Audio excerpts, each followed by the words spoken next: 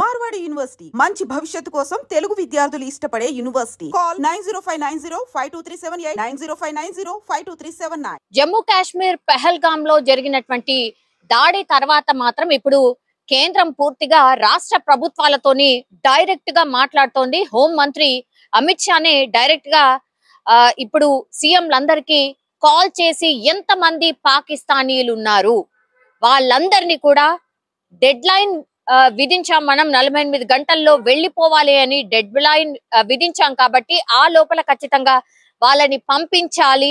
వాళ్ళు ఎవరెవరు ఎక్కడెక్కడ ఉన్నారు అనేది కూడా పూర్తి స్థాయిలో తెలుసుకొని వాళ్ళని పంపించాల్సిందే, మన దేశంలో ఉండడానికి వీల్లేదు అనేటువంటిది డైరెక్ట్ గానే అమిత్ షా అందరి రాష్ట్రాల సీఎంలతోని మాట్లాడి చెప్పినటువంటి సిచ్యువేషన్. ఇప్పుడు హైదరాబాద్ లో అట్లాగే తెలంగాణలో మరి పాకిస్తానీలు ఎంతమంది ఉన్నారు అనే లెక్క తెలుసుకునే ప్రయత్నం చేసినప్పుడు ఇన్ఫర్మేషన్ ప్రకారం అయితే 208 మంది పాకిస్తానీయులు ప్రస్తుతం అయితే మన హైదరాబాద్ లో ఉంటున్నట్టుగా పూర్తిగా నిఘా వర్గాలు చెప్పినటువంటి పరిస్థితి అయితే కనిపిస్తోంది.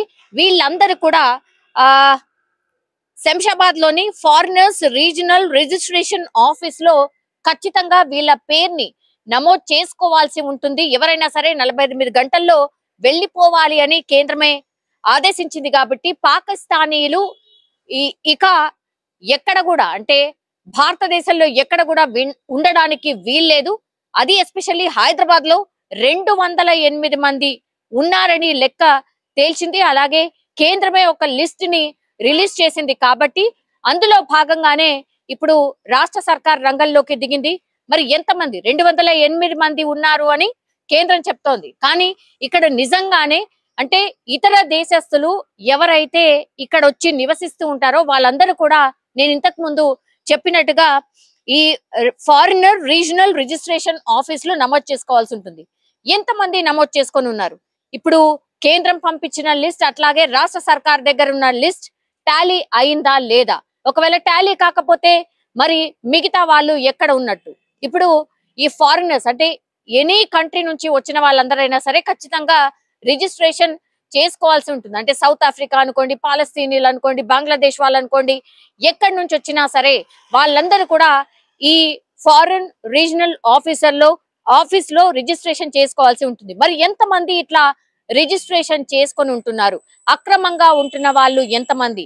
పూర్తిగా లెక్క తేల్చాల్సిందిగా ఇప్పుడు కేంద్రం ఒక రకంగా ఆదేశాలైతే జారీ చేసిన సిచ్యువేషన్. యాక్చువల్లీ పాకిస్తానీయులు ఇక్కడ ఉండొద్దు, పాకిస్తానీల లిస్ట్ మా దగ్గర ఉంది, మేము పంపిస్తున్నాం. అది కాకుండా అడిషనల్ గా ఇంకా ఎంతమంది ఉంటున్నారు ఏంది అనేది తేల్చాల్సింది. అట్లాగే 48 గంటలు మేము ఒక డెడ్ లైన్ పెట్టాం. సో మీరు కూడా ఆ 48 గంటల్లో పూర్తి స్థాయిలో పాకిస్తానీలు ఎవరైతే తెలంగాణలో ఉంటున్నారో వాళ్ళందరినీ కూడా రేపటి లోపు పంపించాల్సిందే అంటూ హోంమంత్రి అమిత్ షానే డైరెక్ట్ గా మాట్లాడినటువంటి సిచ్యువేషన్. సో స్ట్రిక్ట్ గా ఇది ఇంప్లిమెంట్ కాబోతోందని ఒక మెసేజ్ అయితే పంపించింది. పాకిస్తానీలు ఏ మాత్రం కూడా స్పేర్ చేసే అవకాశం లేదని డైరెక్ట్ గానే మెసేజ్ ఇచ్చిన సిచ్యువేషన్ అయితే కనిపిస్తోంది. సో ఈ నేపథ్యంలోనే ఇప్పుడు కేంద్రం ఆదేశాలతోని రాష్ట్ర సర్కార్ కూడా రంగంలోకి దిగినటువంటి పరిస్థితి. అట్లాగే ఈ రోజు శుక్రవారం ఈ రోజు పాత బస్తీలో మనకు తెలుసు ముస్లిం ప్రార్థనలు పెద్ద ఎత్తున జరుగుతూ ఉంటాయి. ఈ రోజు నల్ల బ్యాడ్జీలతో ఎంఐఎం పిలుపు మేరకు అందరూ కూడా ముస్లిం కి సంబంధించిన మసీదులు ఏవైతే ఉంటాయో అందులో అందరూ కూడా నల్ల బ్యాడ్జీలతో నిరసన వ్యక్తం చేస్తూ ఈ ఉగ్రదాడికి నిరసనగా చాలా మంది ఈ ప్రార్థనలో పాల్గొన్నటువంటి సిచ్యువేషన్. సో ఇవన్నీ కదలికలు చూసినప్పుడు మాత్రం కేంద్రం చాలా స్ట్రిక్ట్ గా వ్యవహరిస్తోంది. అట్లాగే రాష్ట్ర ప్రభుత్వాలు ఎక్కడ ఎవరున్నా సరే వాళ్ళందరితోని డైరెక్ట్ గానే మాట్లాడి ఏ పాకిస్తానీలు కూడా ఇక్కడ ఒక్క పర్సన్ ని కూడా ఉండడానికి వీల్లేదు. జనరల్ అయితే 17 రకాల వీసాలు ఉంటాయి. అంటే హెల్త్ కి సంబంధించిన వీసా అనుకోండి, వర్క్ వీసా అనుకోండి, విజిటింగ్ వీసా అనుకోండి, ఇట్లా డిఫరెంట్ వీసాస్ ఉంటాయి. అట్లాగే అక్కడి వాళ్ళు ఇక్కడ వాళ్ళని పెళ్లి చేసుకున్నప్పుడు వచ్చేటటువంటి వీసా. సో ఇట్లా 17 రకాల వీసాలు ఉంటాయి. అంటే వేరే దేశస్తులు మన దేశానికి వచ్చినప్పుడు 17 రకాల వీసాలు ఉంటాయి. అట్లాగే పాకిస్తానీలు కూడా ఉన్నాయి. అందులో భాగంగానే ఆ లిస్ట్ ని తీసినప్పుడే 208 మంది అని తేలింది. కాబట్టి 208 మంది ఖచ్చితంగా మన దేశం విడిచి వెళ్ళిపోవాల్సిందే ఆర్ రాష్ట్రం విడిచి వెళ్ళిపోవాల్సిందే.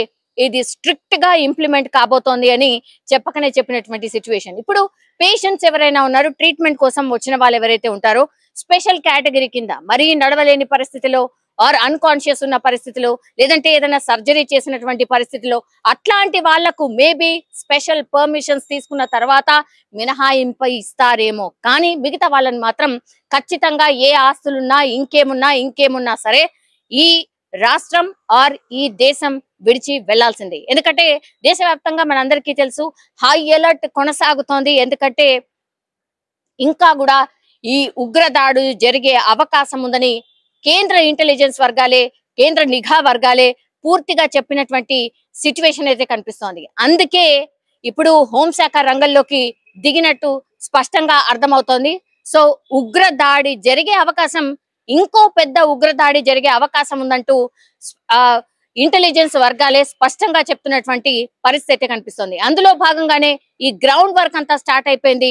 కాబట్టి ఈ పాకిస్తానీలే కాదు, రాష్ట్రాలలో ఏ దేశస్తులు ఎక్కడెక్కడ వాళ్ళు ఎంతమంది ఉన్నారు అనే లిస్ట్ ను కూడా పూర్తి స్థాయిలో తెలుసుకోండి, పెట్టుకోండి అనేటువంటిది కూడా కొంతమేర హోంమంత్రి అమిత్ షా చెప్పినట్టుగా కూడా ప్రస్తుతం మనకున్నటువంటి ఇన్ఫర్మేషన్. ఇప్పుడు రాష్ట్ర సర్కార్ అయితే రంగంలోకి దిగింది. 208 మంది ఎవరైతే ఉన్నారో పూర్తి స్థాయిలో రాష్ట్రం విడిచి వెళ్ళిపోబోతున్నారు. రేపటి వరకే డెడ్ లైన్ కాబట్టి ఇంకెవరైనా ఒకవేళ ఉంటే ఈ ఆదేశాలను పట్టించుకోకుండా ఏమవుతుందిలే అని ఉంటే వాళ్ళకి ఎవరైనా ఆశ్రయం ఒకవేళ కల్పిస్తే మాత్రం చట్టపరంగా వాళ్ళ మీద డెఫినెట్లీ చర్యలు ఉంటాయి అనేసి కూడా స్పష్టంగా చెప్తున్నటువంటి పరిస్థితి. ఇప్పుడు ఓల్డ్ సిటీ వైపు అయితే సెన్సిటివ్ ప్రాంతాలు మనకు తెలుసు, అక్కడ స్పెషల్ నిఘా కొనసాగుతోంది.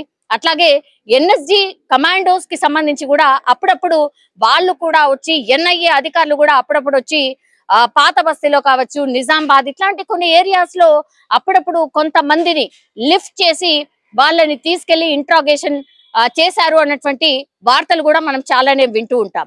సో ఇవన్నిటిని దాటుకొని ఈ రోజు ఏకంగా ఇవన్నీ ఏమీ లేకుండానే డైరెక్ట్ గానే కేంద్రమే చెప్తోంది పాకిస్తానీ అని ఉంటే చాలు వాళ్ళందరినీ కూడా పంపించాల్సిందే. దానికి సంబంధించే పూర్తి స్థాయిలో గ్రౌండ్ లెవెల్లో కసరత్తు అయితే జరుగుతోంది. జమ్మూ కాశ్మీర్ నందు జరిగిన ఉగ్ర దాడిలో 26 మంది ప్రాణాలు కోల్పోయారు. అందుకు నిరసనగా ప్రాణం ఎవరిదైనా ప్రాణమే అని భావించి మేము ఈ ర్యాలీ తీయడం జరిగింది ఎంహెచ్పిఎస్ ఆధ్వర్యంలో.